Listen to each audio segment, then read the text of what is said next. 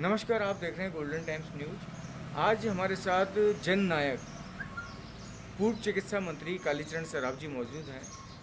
आज हम इनसे बात करेंगे, जब ये चिकित्सा मंत्री थे उस समय चिकित्सा प्रणाली किस ऊंचाई पे थी और आज चिकित्सा प्रणाली किस जगह आ गई है। लोग मर रहे हैं, हॉस्पिटलों में मर रहे हैं। आइए जानते हैं मंत्री जी का क्या कहना है। देखिए, जब से राजस्थान में कांग्रेस की सरकार आई है, केवल थोथी घोषणाएं और हेल्थ व्यवस्था जिस प्रकार से चरमराई है पूरे राजस्थान में, इसका कोई उदाहरण नहीं है। आप देखिए, जब मैं चिकित्सा मंत्री था तो हमने हर सीएचसी लेवल पर, हर डिस्ट्रिक्ट हॉस्पिटल में और एसएमएस हॉस्पिटल में हेल्थ डेस्क की शुरुआत की थी। कोई भी व्यक्ति अपनी हेल्थ के बारे में हेल्थ डेस्क पर जाकर के और जानकारी प्राप्त कर सकता था, परंतु इन्होंने सारी हेल्थ डेस्क बंद कर दी और केवल एसएमएस में आज हेल्थ डेस्क शुरू है। इसी प्रकार से हमने ये तय किया था कि आदर्श पीएचसी के रूप में हम पीएचसी और सीएचसी को डेवलप करेंगे। उन्होंने उस योजना को बंद कर दिया।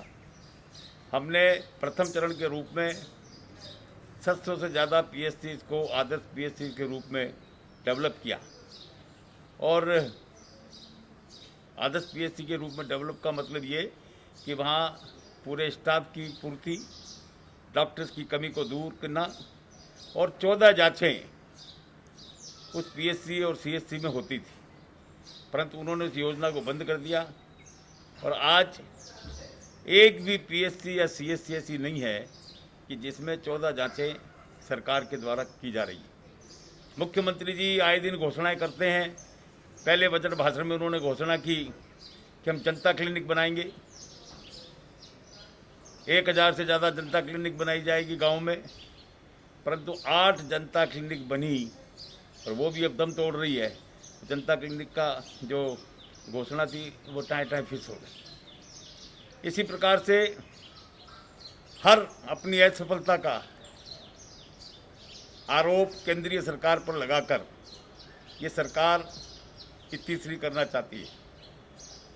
अभी हमारे जो हेल्थ मिनिस्टर हैं, उनका एक वक्तव्य अखबारों में आया कि यदि वैक्सीनेशन के लिए वैक्सीन केंद्रीय सरकार ने पर्याप्त मात्रा में उपलब्ध नहीं कराई तो प्रदेश की कानून व्यवस्था बिगड़ जाएगी। सर, इसी पे मैं एक सवाल आपसे पूछना चाहूँगा। अभी कुछ ही समय पहले कांवटिया अस्पताल के अंदर वैक्सीन चोरी हुई, जो कि पूरे इंडिया के अंदर राजस्थान एक ऐसा राज्य था जहाँ पे वैक्सीन चोरी हुई थी और राजस्थान सरकार केंद्र पे निशाना साधती है, तो इसमें कहाँ तक सच्चाई है? देखिए, वैक्सीन चोरी हुई, ये राजस्थान के लिए बहुत ही दुर्भाग्यपूर्ण घटना है और उससे ज़्यादा दुर्भाग्यपूर्ण ये है कि उस चोरी करने वाले लोगों को अभी तक पकड़ा नहीं जा सका। यानी जिन्होंने चोरी की, 300 वैक्सीन चोरी हुई, पर वो आज तक अपराधी पकड़े नहीं गए। और मैं ये पूछना चाहता हूँ कि यदि केंद्रीय सरकार पर्याप्त मात्रा में वैक्सीन नहीं देती, 45 प्लस से ऊपर की वैक्सीन केंद्रीय सरकार ने निःशुल्क आवंटित कराई, और तो फिर ये पहले नंबर पे कैसे आए? एक तरफ ये दावा करते हैं कि हम वैक्सीनेशन में पूरे हिंदुस्तान में हमारा प्रदेश प्रथम नंबर पर है, यदि पर्याप्त मात्रा में वैक्सीन नहीं आई तो ये पहले नंबर पे कैसे आए? और 18 से 44 वर्ष के लोगों की वैक्सीनेशन का जहाँ तक सवाल है, ये केवल और केवल राज्य सरकार का मामला है, इसमें केंद्रीय सरकार का हस्तक्षेप नहीं है। ये अपने प्राइवेट जो कंपनियां हैं वैक्सीन बनाने की, उनसे संपर्क करें, उनमें पैसा जमा कराएं और वहां से वैक्सीन प्राप्त करें। इसमें केंद्रीय सरकार कहां से आ गई? सर, अब जब आपकी सरकार थी उस समय भामाशाह बीमा योजना चलती थी और इस समय इन लोगों ने उसी योजना को चिरंजीवी योजना का नाम दे दिया, लेकिन भामाशाह योजना के अंदर हर प्राइवेट अस्पताल के अंदर फ्री इलाज होता था। चाहे वो गर्भवती हो, चाहे वो किसी भी बीमारी से पीड़ित हो, लेकिन चिरंजीवी योजना के अंदर अभी तक एक भी ऐसा आदमी नहीं है जिसके अंदर इलाज हुआ हो। योजना सेम है, लेकिन ऐसा क्यों हो रहा है? आए दिन हमें शिकायतें मिल रही है कि चिरंजीवी मुख्यमंत्री चिरंजीवी स्वास्थ्य बीमा योजना में निजी अस्पताल किसी का भी इलाज करने के लिए मना कर रहे हैं। एक भी ऐसा निजी अस्पताल नहीं है। मुझे उदाहरण बता दे हेल्थ मिनिस्टर साहब, स्वास्थ्य मंत्री जी जो हैं रघु शर्मा जी, कि एक भी चिरंजीवी योजना के अंतर्गत निजी अस्पताल ने और इलाज किया हो, फ्री इलाज किया हो और जनता को रिलीफ दिया हो। कहीं पर हर निजी अस्पताल जो है मना कर रहा है इस बात के लिए। मेरे पास आए दिन शिकायतें आ रही है और हम अधिकारियों को अवगत कराते हैं। हाँ, हम कार्रवाई कर रहे हैं, पर आप कार्रवाई कुछ नहीं हो रही। और आप ये देखिए, आश्चर्य करेंगे कि चिरंजीवी स्वास्थ्य बीमा योजना के अंतर्गत ऐसे ऐसे निजी अस्पतालों को इन्होंने एम्पेनल्ड कर रखा है जो एक एक कमरे में हॉस्पिटल चल रहे हैं। 50-50 गज के हॉस्पिटल हैं, वहाँ उन्होंने इसको जो चाहते थे इनके, उनको इन्होंने एम्पेनल्ड कर दिया और वहाँ पर भी वो इलाज नहीं कर रहे। ये क्या है? ये सारी चिकित्सा व्यवस्था चरमराई हुई है। तो सर, राजस्थान को आप क्या संदेश देना चाहते हैं कि कैसे अब लोग बच सकते हैं? लोगों की इतनी मौतें हो रही हैं, लोग कैसे बच सकते हैं? देखिए, इसका तो जिस प्रकार से जो प्रचार हो रहा है, इसमें लोगों में घबराहट फैल रही है। वेंटिलेटर बेड भी है। इसमें लोगों में घबराहट फैल रही है। आवश्यकता इस बात की है कि मास्क बना के लगा के रखें, 2 गज की दूरी रखें और जैसे ही कोरोना के लक्षण हो टेस्ट कराएं और उसका इलाज कराएं। लेकिन सर, केंद्र सरकार ने पूरे वेंटिलेटर उपलब्ध कराए। राजस्थान सरकार बार बार ये बोलती है कि केंद्र सरकार ने वेंटिलेटर खराब दे दिए, जबकि वेंटिलेटर तो कंपनी बना के देती है। वेंटिलेटर खराब कैसे हो सकते हैं? देखिए, पीएम केयर फंड के अंतर्गत 1900 वेंटिलेटर्स राजस्थान को मिले थे। ये कह रहे हैं कि वो खराब थे, तो आपने निजी अस्पतालों को कैसे दिए? और निजी अस्पताल उनको कैसे बखूबी उनका संचालन कर रहे हैं? केवल और केवल इनकी अकर्मण्यता, इनकी नाकामयाबी। वेंटिलेटर दे दिए, उनको चलाने के लिए जिस स्टाफ को प्रशिक्षण देना चाहिए था वो इन्होंने नहीं दिया। और फिर यदि खराब थे तो निजी अस्पतालों को किराए पे कैसे दे दिए? और किराए पे देने वाले आप कौन होते हैं? 2000 रुपये रोज में किराए दे दिए। और अब तो मुख्य शासन सचिव जो है स्वास्थ्य विभाग के, उन्होंने आदेश निकाल दिया कि पूरे प्रदेश में हम इनको किराए पे देंगे। कमाल है, एक तरफ तो आप कह रहे हो कि ये नकारा है, बेकार है, और एक तरफ आप इनको किराए पे दे रहे हो। क्या है ये? Global tender.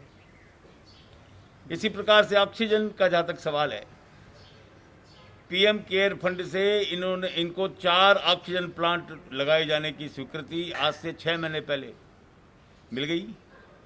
कहीं पर जमीन का डिस्प्यूट, कहीं पर और डिस्प्यूट, 1 इंच भी आगे नहीं बढ़े। अब कह रहे हैं कि ऑक्सीजन उपलब्ध नहीं करवा रही केंद्रीय सरकार। जहां 265 मेट्रिक टन का कोटा था, उसको बढ़ा के 485 मेट्रिक टन कर दिया। इनके पास टैंकर ही नहीं है। केवल 23 टैंकर के भरोसे ये ऑक्सीजन लाना चाहते हैं। अब क्या केंद्रीय सरकार इनको टैंकर भी उपलब्ध करवाए? तो ये क्या कर रहे हैं? इनके पास ऑक्सीजन लाने के लिए टैंकर ही नहीं है। इससे ज़्यादा दुर्भाग्यजनक कोई स्थिति हो नहीं सकती। राजस्थान सरकार का ये तीसरा साल चल रहा है। पहला साल इनको राजस्थान को समझने में लग गया, दूसरा साल इनको बाड़ेबंदी में लग गया और दूसरे साल में ही कोरोना आ गया। अब तीसरा साल चल रहा है, तीसरे साल में भी कोरोना है। तो राजस्थान का विकास कैसे हो सकता है? राजस्थान का विकास जो 2018 से पहले था और आज की जो भयावह स्थिति है, उसकी अपन एक बार पूर्व मंत्री जी से पूछते हैं, क्या स्थिति है आज की? मैं कह रहा हूँ उन्हें कि आप प्रदेश में यदि देखा जाए तो हर मोर्चे पर ये सरकार विफल रही है। इन्होंने चुनाव के समय वादा किया था कि हम किसानों का कर्जा माफ़ करेंगे, संपूर्ण किसानों का कर्जा माफ़ करेंगे। प्रदेश में 60 लाख के लगभग किसान परिवार हैं। मैं पूछना चाहता हूँ कितने परिवारों का इन्होंने कर्जा माफ़ किया? दूसरा इन्होंने कहा था कि हम हर बेरोजगार को 3500 रुपया बेरोजगारी भत्ता देंगे। आज 38 लाख के लगभग बेरोजगार नौजवान हैं जो इधर से उधर मारा मारा फिर रहा है, परंतु एक भी बेरोजगार को भत्ता दिए जाने का यदि सामने मामला आया हो तो बताइए। इसी प्रकार से इन्होंने कहा कि हम इतनी नौकरियां देंगे, लगभग 1 लाख से ज़्यादा सरकारी नौकरियां देंगे, चाहे वो कोरोना का बहाना बना करके करने का सवाल हो। अभी तक 10,000 से ज़्यादा नौकरियां ये नहीं दे पाए। और जहाँ तक हेल्थ डिपार्टमेंट का सवाल है, इन्होंने डॉक्टर्स की नियुक्तियों के लिए घोषणा की। 3 बार परीक्षा रद्द की गई, उसके बाद इन्होंने नियुक्तियां दी। आज 3500 पद खाली हैं। 1900 के लगभग 2000 की उन्होंने लिस्ट निकाली, 1900 के लगभग नियुक्तियां दी। इसमें से 300 लोगों ने ज्वाइन नहीं किया। हम बार बार मांग कर रहे हैं कि 300 लोगों ने जिन्होंने ज्वाइन नहीं किया, 8-8 बार उनको मौका दे दिया, उसके बाद उनकी नियुक्तियां रद्द क्यों नहीं की जा रही?